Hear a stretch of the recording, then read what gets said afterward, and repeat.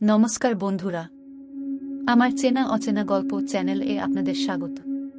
আজ আমি চলে এসেছি একটি নতুন গল্প নিয়ে। গল্পটির নাম উদরের সঙ্গে বিবাদ। একবার শরীরের হাত পা জিভ মুখ ইত্যাদি অঙ্গ প্রত্যঙ্গ একজোট হয়ে উদরের সঙ্গে বিবাদ শুরু করল। তারা নিজেদের মধ্যে পরামর্শ করে ঠিক করল উদরের সঙ্গে কোনো রকম সহযোগিতা করবে না।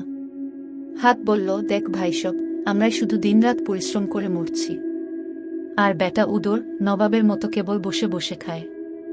আমরা খাবার জুগিয়ে দেই বলে না তার খাবার জোটে। সে বেটা কুবের বাদশা হয়ে মজা লুটবে, আমরা কেন তার জন্য খেটে মরতে যাব?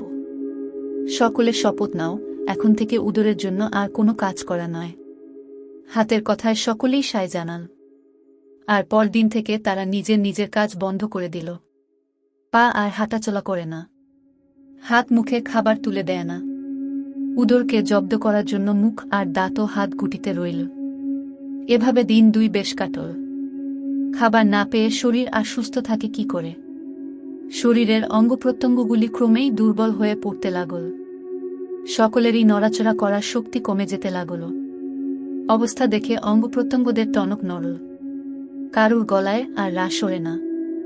সকলেই বুঝতে পারল উদরকে জব্দ করতে গিয়ে নিজেরই বিপদ ডেকে এনেছে। উদর ছাড়া তারা অচল।